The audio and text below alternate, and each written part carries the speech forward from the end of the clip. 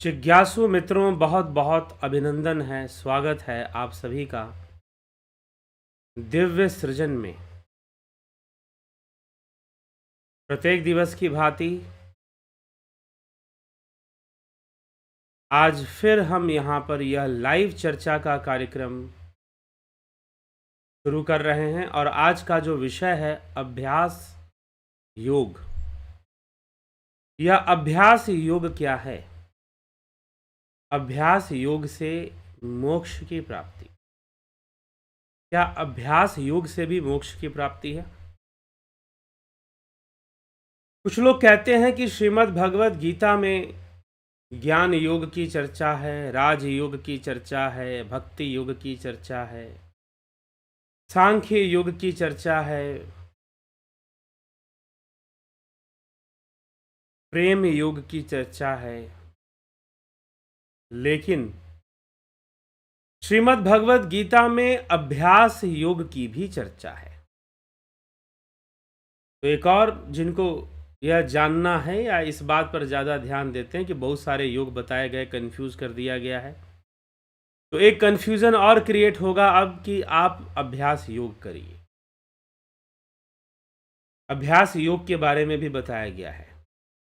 तो जिनको अभी तक ना पता हो कि भगवान कृष्ण ने श्रीमद् भगवत गीता में अभ्यास योग के बारे में भी बताया है, तो वो नोट डाउन कर लें कि भैया ये तो अभ्यास योग के बारे में भी बता रहे हैं, पता नहीं कितने योग सिखाएंगे, एक ही योग बढ़िया से बता देते। अब लोग इतने ज्ञानी हैं कि शायद भगवान कृष्ण उतने ज्ञानी नहीं थे। कुछ लोग कई बार ऐसे टिप्पणी करते हैं जैसे कि उनका ज्ञान बहुत परिपक्व हो गया है। कुल मिलाकर मानसिक गुलामी की एक बहुत बड़ी आदत है कुछ लोगों को इस देश में। उनको अगर अंग्रेजी भाषा में कुछ कह दिया जाए तो उनको लगेगा कि शायद निश्चय ही बहुत इंपॉर्टेंट बात कही जा रही है, बहुत महत्वपूर्ण बात कही जा रही है। तो अभी भी हैं कुछ लोग, व्याप्त हैं कुछ लोग इस प्रकार से, लेकिन फिर भी काफ़ी सुधार भी हुआ है इस प्रक्रिया में और इस तरह की बुरी भावना में।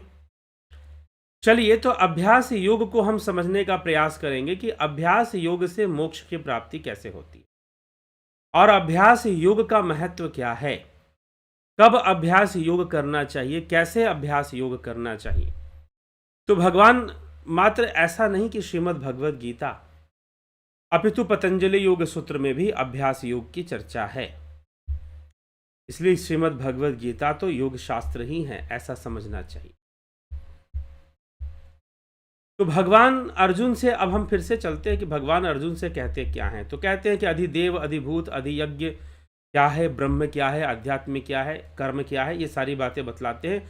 और अंत काल में जीव की गति कैसी होती है तो उसको बताते हुए उन्होंने कहा कि अंत समय में जो मुझे जान जाता है, किस रूप में मुझे जानता है? आत्मा के रूप में मुझे जानता है। मैं सभी देह में घट घट में विराजमान रहने वाला मैं ही तो आत्मा हूं। और जो मुझे तत्व रूप में जान जाता है और वह मेरा स्मरण करता है, जब मेरा स्मरण करेगा, अंत काले च मामेव स्मरण मुक्त्वा कलेवरम यह प्रयाति समद्भावम यास्ति नास्ति यत्र संशय। इसमें कोई संशय नहीं है अर्जुन की, अंत काल में जो मेरा स्मरण करेगा वो मुझे ही प्राप्त होगा, तत्व तत्व में ही जाकर लीन होगा। लेकिन जो ऐसा ना करे, यम यम वापि स्मरण भावम, जो दूसरे भावों में रहेगा, यम यम वापि स्मरण भावम त्यजतन्ते कलेवरम तम तमे वेति कौन्ते सदा तद्भाव भाविता।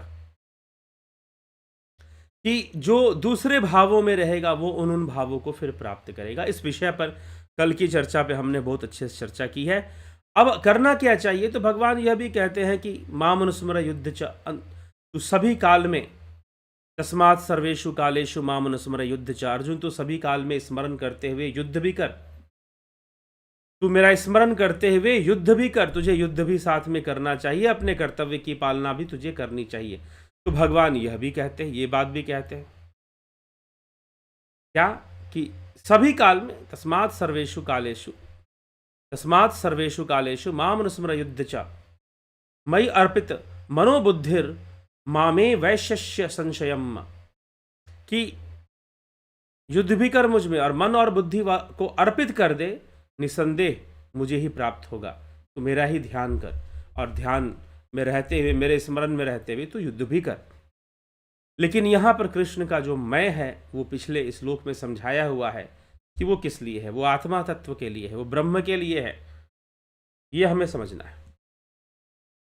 अब जो है कि अगर तू ऐसा करने में सामर्थ्यवान नहीं है, जीव सर्वज्ञ अनादि सब पर शासन करने वाले सूक्ष्म से अत्यंत सूक्ष्म वह परमात्मा, सबका धातारम, सबका धाता करने वाला, तमसा परस्तात, अज्ञान से आदित्य वर्णम, जो अज्ञान से अत्यंत परे सूर्य की तरह प्रकाशवान, अर्थात ज्ञान स्वरूप, ऐसे अचिंत्य स्वरूप का चिंतन करो, अचिंत्य स्वरूप में ध्यान लगाओ। कविम पुराण मनु शासितारमनो रणियाम समनुष्मरेध सर्वस्य धातारम तमसः परस्तात आदित्य वर्ण अचिंत्य रूपम अनुस्मरेत, कि उनका चिंतन करना चाहिए। लेकिन अगर तू उनका चिंतन करने में सफल नहीं है, उनसे प्रेम को स्थापित करने में सफल नहीं है, तो तुझे क्या करना चाहिए, किस तरह से तुझे आगे बढ़ना चाहिए, कैसे एक साधक को आगे बढ़ना चाहिए। पहले तो उनका चिंतन करे, युद्ध करते हुए भी उनका चिंतन करे। लेकिन अगर कठिन लग रहा है, नहीं हो पा रहा है, मन और बुद्धि को अर्पित नहीं कर पा रहा है, कुछ ऐसी स्थिति बन रही है, तो फिर उस साधक को क्या करना चाहिए, फिर उस साधक को अभ्यास करना चाहिए। अभ्यास योग युक्तेन चेतसा नान्यगामिना परमं पुरुषम दिव्यम याति पार्थानुचिंतयन्।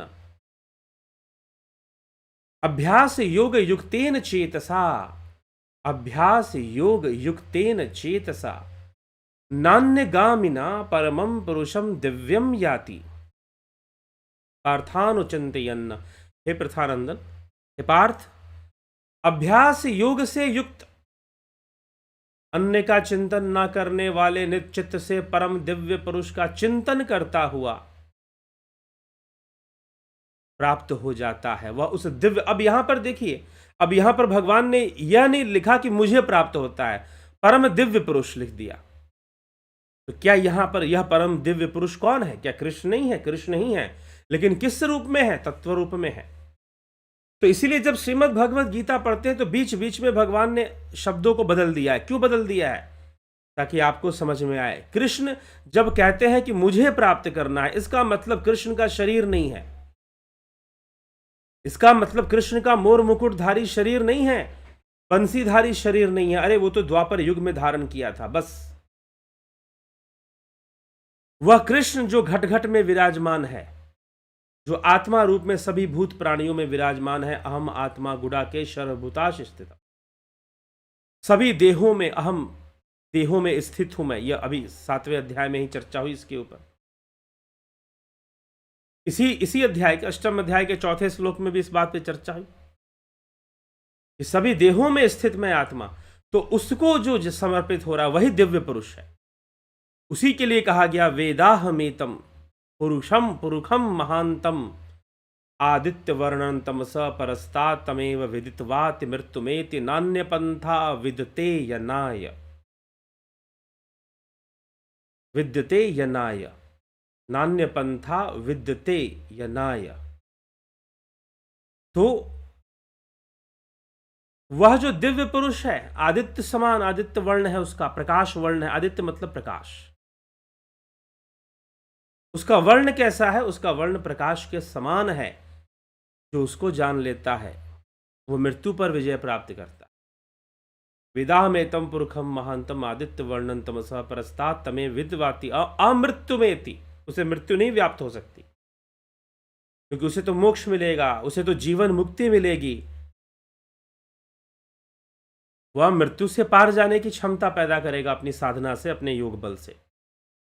आदित्य वर्णन तमसः परस्तात् तमेव विदित्वाति, उसको जानकर, तमेव विदित्वाति अमृत्युमेति नान्य पंथा विदिते यनाय। मृत्यु के पार जाने का दूसरा कोई मार्ग भी नहीं है, यही एक मार्ग है योग का। तो यदि तुझे चिंतन करने के लिए कहा जा रहा है कि तस्मात् सर्वेषु कालेषु माम अनुस्मर युद्ध च, तस्मात् सर्वेषु कालेषु माम अनुस्मर युद्ध च, यदि ऐसा कहा जा रहा है तो तू ऐसा कर। अपनी मन बुद्धि को मुझ में समर्पित कर दे। लेकिन अगर तू नहीं कर पा रहा है, तेरे अंदर वैसा समर्पण प्रेम जागृत नहीं हो पा रहा है, अचानक से होता भी नहीं है, क्योंकि अचानक से जो होता है वो कई बार गलत हो जाता है, उसमें कई बार अंधविश्वास का स्थान बन जाता है, और अंधविश्वास का स्थान बनने के कारण वह एक अनर्थ या व्यर्थ ईश्वर निर्भरता को प्रकट कर देता है, जहां पर आदमी कर्म करना छोड़कर किसी देवी देवता को ही अपना ईश्वर मानकर उस पर निर्भर हो जाता है, और अपना कर्म भी सही से नहीं कर पाता है। उसे लगता है कि उसका इष्ट ही सब कुछ कर देगा, करवा देगा, और उसकी जो भक्ति है वो भी उस स्तर की नहीं होती है, वो भी उस लेवल की नहीं होती है। फिर लाभ क्या मिलेगा फिर? तो इसीलिए जिनका मन बुद्धि समर्पित नहीं है और वो ऐसे परम पद को प्राप्त करना चाहते हैं, ऐसी कृपा को प्राप्त करना चाहते हैं, तो उन्हें अभ्यास योग का मार्ग अपनाना चाहिए। उन्हें नियमित अभ्यास करना चाहिए। अभ्यास का महत्व भगवान श्री कृष्ण 6ठे अध्याय में भी बताया कि शनय शनय धीरे धीरे योगी का योग विकसित होता है अभ्यास करते हुए। लेकिन यहां पर भगवान अभ्यास योग का ही पूरा महत्व बता रहे हैं कि जो निरंतर अभ्यास करेगा, जो अभ्यास योग को अपनाएगा, उसे ईश्वर से प्रेम है नहीं है, कुछ है नहीं है, उसे अगर योग मार्ग मिला है, ध्यान योग की विधि मिली है, तो वह बस अभ्यास में लग जाए। अगर प्रेम है तो बहुत अच्छी बात है, न भी है तो वो अभ्यास की प्रक्रिया से जुड़ जाए, रेगुलर प्रैक्टिस में रहे, ध्यान योग की प्रणव साधना के रेगुलर प्रैक्टिस में, तो निश्चय ही वह उस पर ब्रह्म को प्राप्त हो जाएगा। तो अभ्यास के द्वारा, अभ्यास योग युक्तेन चेतसा नान्यगामिना परमं पुरुषम दिव्यम याति पार्थानुचिंतयन्। हे प्रथानंदन, अभ्यास योग से युक्त अन्य का चिंतन न करने वाला, जो निरंतर अभ्यास में लगा है, न करने वाले चित्त से परम दिव्य पुरुष का चिंतन करता हुआ उसी को प्राप्त हो जाता है अभ्यास योग के द्वारा। प्रैक्टिस योगा, जहां अभ्यास आपको निरंतर करते रहना है। तो ये अभ्यास योग का बहुत ज्यादा महत्व बनाया गया है। अभ्यास योग से पता नहीं क्या से क्या चीज संभव है, बहुत असंभव भी संभव हो सकता है। इसलिए अभ्यासी बनो। महर्षि पतंजलि भी कहते हैं योगश्चित्त वृत्ति निरोधा, अभ्यास वैराग्याभ्याम तन्निरोधा, कि अभ्यास वैराग्य के द्वारा निरोध होगा। अभ्यास वैराग्य के द्वारा ही तो निरोध होगा।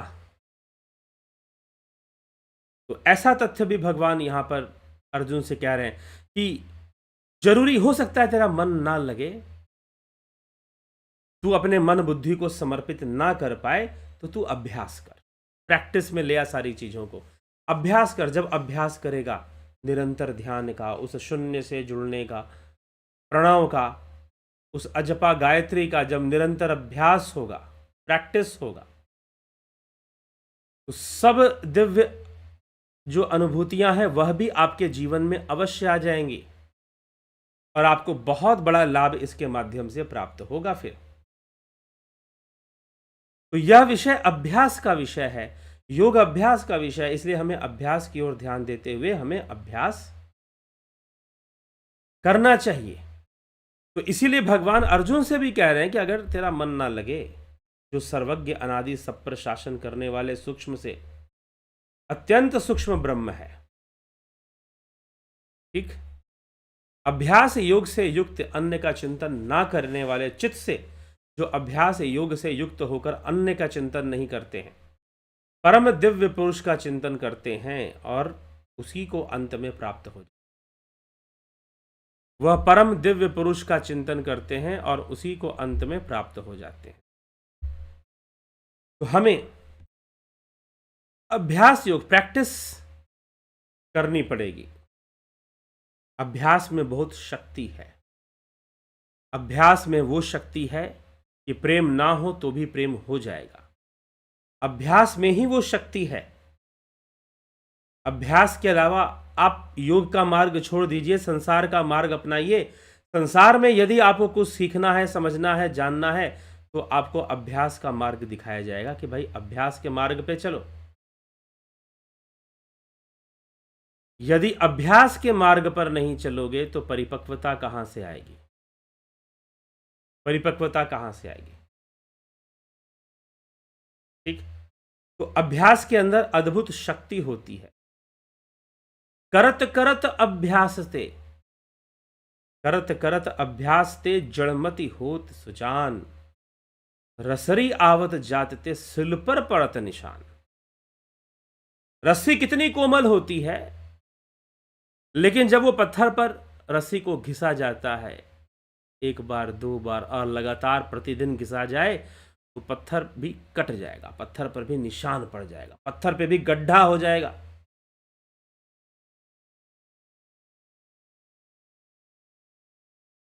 तो इसी प्रकार से एक शिष्य गुरु के आश्रम में रहता हुआ, गुरु ने देखा कि इसकी कोई उन्नति नहीं हो रही है पढ़ाई लिखाई में, कोई कुछ नहीं समझ पा रहा, कुछ नहीं कर पा रहा। कहा कि पुत्र तुम घर जाओ और जो तुम्हारे माता पिता कहें कर लो, जो शास्त्रों की विद्या है वह तुम्हारे बस की नहीं लग रही है मुझे। अभ्यास करना तुम कर नहीं पा रहे हो, सीख पा नहीं रहे हो। निराश होकर शिष्य जाने लगा और जाकर जो है उसने एक जगह पर पहुंचा पानी पीने के लिए। वहां कुआं था, कुआं को पत्थर की एक दीवार से, छोटे से दीवार से घेरा हुआ था ताकि कोई उसमें गिर ना जाए। लोग कुएं को घेरते हैं ऐसे। और फिर वहां बाल्टी रस्सियां रखी हुई थी और महिलाएं वहां जाकर जो है पानी भरती थी, अपने गृहस्थी कार्य में उस जल का प्रयोग करती थी। तो ध्यान से देखा उस शिष्य ने, उस छात्र ने देखा कि जो पत्थर की दीवार बनी थी वो कई जगह पर कटी हुई है। फिर कोई महिला आई और वो पानी भरने लगी तो देखा कि भाई वो कटी हुई दीवार जहां कटी हुई है वहीं पर तो रस्सी जाके लग रही है और बार बार उस रस्सी से खींचा जा रहा है, पानी निकाला जा रहा है। और लगता है कि ये कैसे, किसी ने काटा है क्या? पता किया, किसी ने नहीं काटा। बार बार रस्सी के रगड़ने से वो धीरे धीरे कटता गया, कटता गया। करत करत अभ्यास ते जड़मति होत सुजान, रसरी आवत जातते सिल पर पड़त निशान। Practice makes a man perfect. Practice makes a man perfect. अभ्यास करने से आप परफेक्ट हो सकते हैं किसी भी विषय में। एक बालक, उसको साइकिल चलाना सीखना है, अभी 7-8 साल की उम्र भले उसकी होगी, 6-7 साल की। साइकिल चलाते हैं लोग इस उम्र में, तो साइकिल चलाना सीखना है उसे। लेकिन जब भी चलाने जाता है बेचारा गिर जाता है। तो अब उपाय क्या है कि उसे साइकिल चलाना आ जाए? उपाय यही है कि भैया गिरने के बाद उठो और दोबारा साइकिल पे बैठो, कोई विकल्प नहीं है। अभ्यासी बनो, अभ्यास करने की सोच रखो, प्रैक्टिस करने की मनसा रखो। मन बुद्धि समर्पित हो जाए ब्रह्म में, यह तो संभव नहीं अचानक से। लेकिन जब निरंतर अभ्यास होगा, ध्यान योग का अभ्यास होगा, ध्यान योग की परिपक्वता आएगी तो दिव्यता भी आ जाएगी साथ में। उस दिव्य पुरुष का ज्ञान और दिव्य पुरुष की प्राप्ति हो जाएगी। वह दिव्य पुरुष कृष्ण ही तो हैं। और कृष्ण कोई शरीर नहीं, कृष्ण तो तत्व है, आत्मा है। यहां पर कृष्ण तत्व है, यहां पर कृष्ण आत्मा है।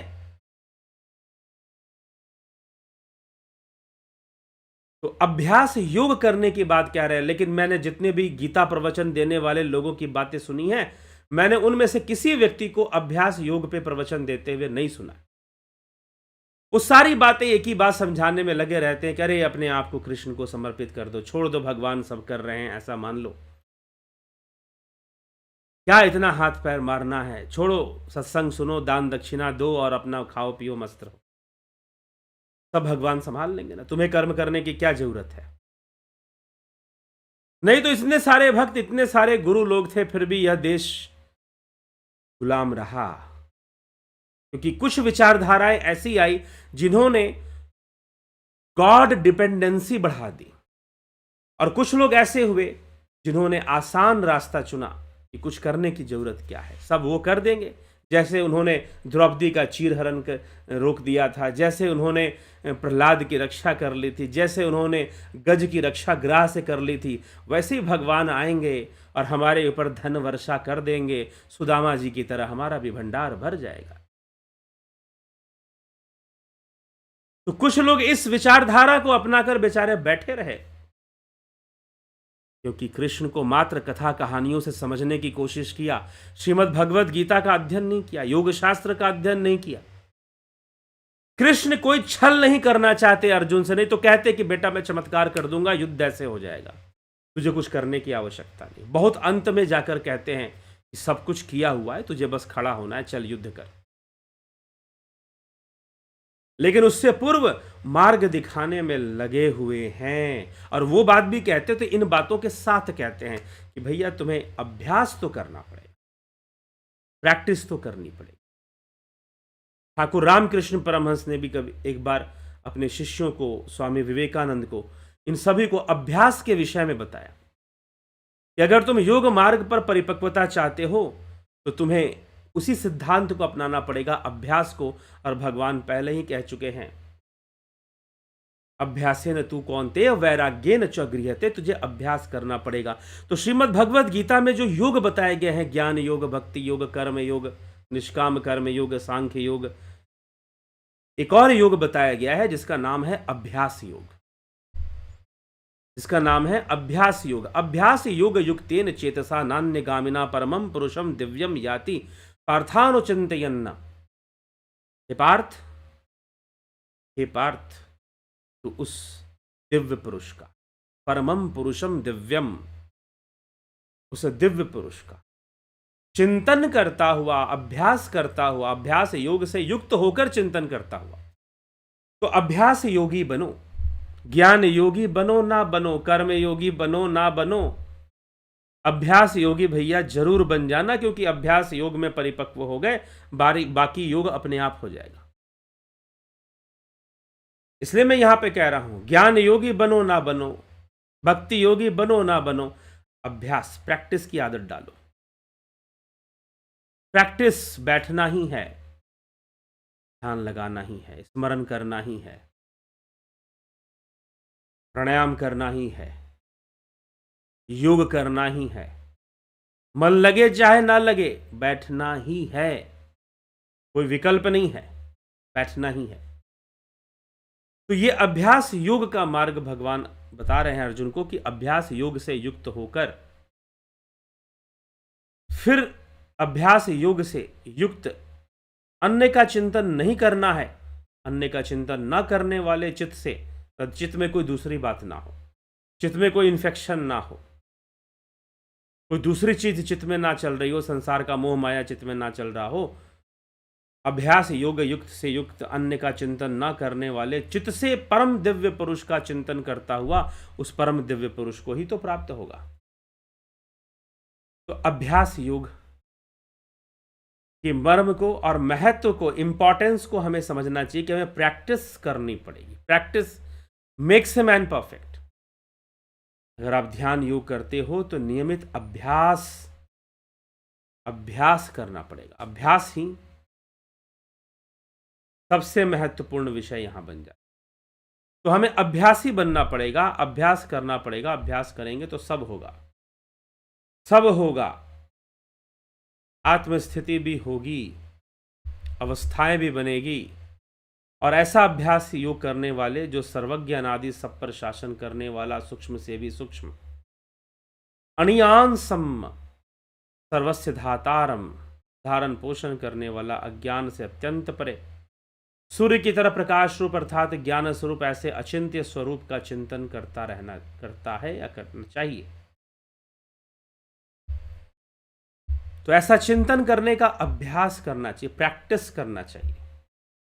तो जब अच्छा अभ्यास होगा तो निश्चय ही सफलता भी अवश्य मिलेगी। जिसकी अच्छी प्रैक्टिस होगी उसे सफलता भी अवश्य मिलेगी। तो अभ्यास का पुण्य उसे जरूर मिलेगा। और एक छात्र को जब समझ में आ गई कि करत करत अभ्यास ते जड़मति होत सुजान, रसरी आवत जात ते सिल पर पड़त निश। करत करत अभ्यास ते, अभ्यास करने से हो जाएगा। तो अभ्यास करिए और चलते रहिए, आगे बढ़ते रहिए। जिन्होंने ध्यान योग किया है उनके लिए भी एक बहुत बड़ी प्रेरणा है भगवान कृष्ण के द्वारा कि अभ्यास योगी बनिए। प्रैक्टिस करने से भागिए मत। बैठना ही छोड़ देंगे तो क्या होगा? अगर मान लो कोई बच्चा साइकिल से गिर गया और वो बोलेगा कि मैं साइकिल पे बैठूंगा ही नहीं, मैं गिर गया तो मैं बैठूंगा ही नहीं, सारी जिंदगी कभी साइकिल नहीं चला पाएगा वो। सारी जिंदगी वो साइकिल नहीं चला पाएगा।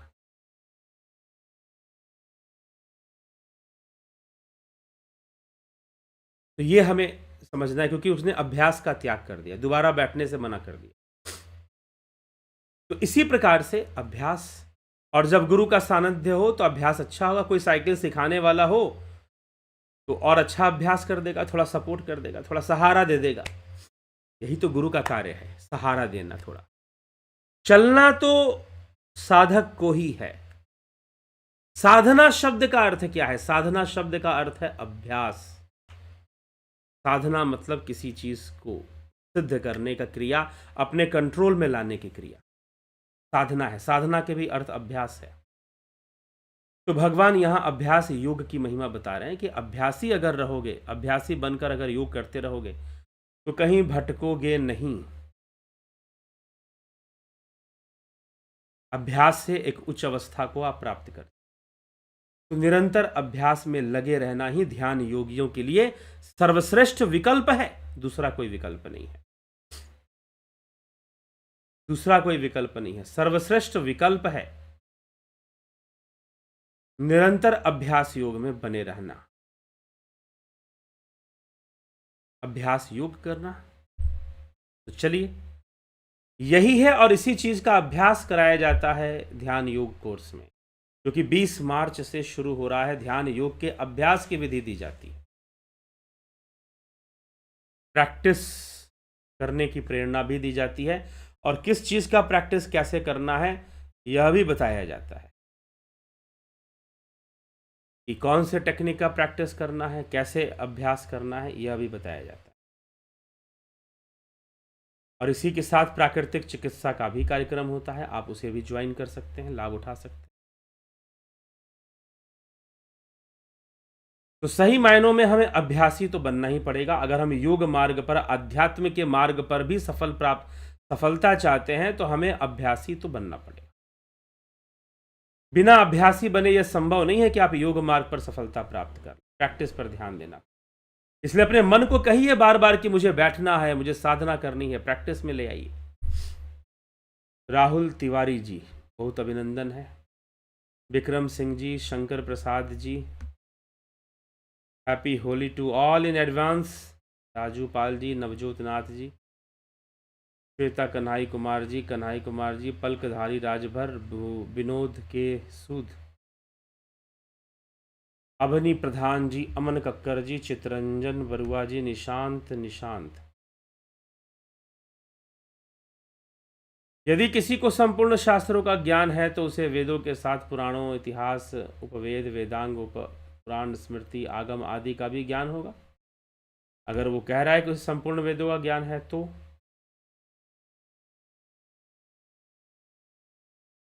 हिंदू धर्म में कुल कितने षड्दर्शन परंपरा है? 6 शास्त्र हो। आस्तिक और नास्तिक, 3 नास्तिक हैं और बाकी आस्तिक हैं। 9 में से 3 नास्तिक मिला के 9 हो जाए। योगेश खैरनर जी, गोविंद प्रसाद नीमा, श्वेता राय सिन्हा, अवधेश कुमार जी, बहुत बहुत अभिनंदन है आप सभी का। ए त्यागी जी, राम विलास जी, रतन सिंह जी, हीरा लाल यादव जी, सुधीर सिंह जमवाल जी, कविता नायक जी, भरत छबलानी जी, गौरव त्यागी,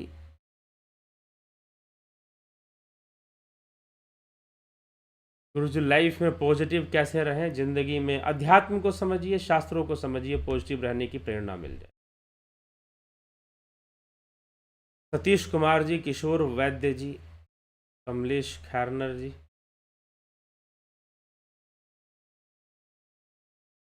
भीखू कुछाड़िया जी,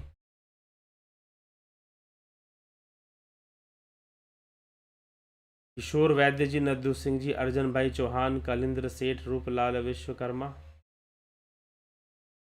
विसलाल बहादुर सिंह जी, घनश्याम सरोदे, नूतन Bhatt ji, Anil Soni ji, Vishnu Chandra Maurya, Jagat Narayan ji, Afanta production ji, pin to BSB, Uday Shankar ji, Pawan Kumar जी,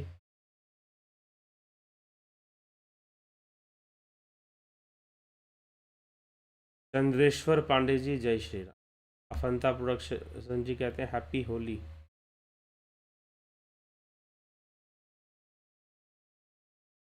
कुंडलिनी शक्ति उसाब है मतलब। चलिए इसी तरह से हम इस बातों को समझें और अभ्यास के द्वारा अपनी समस्याओं का हम समाधान कर सकते हैं। तो अभी विराम देंगे इस कार्यक्रम को, कल फिर मिलेंगे 9 PM लाइव चर्चा में। बहुत बहुत आभार आप सभी का। ओम तत्सत। और जो ध्यान योग का कोर्स करना चाहते हैं व्यक्तिगत रूप से संपर्क कर आप ध्यान योग की सारी जानकारी ले सकते हैं, और नंबर हम आपको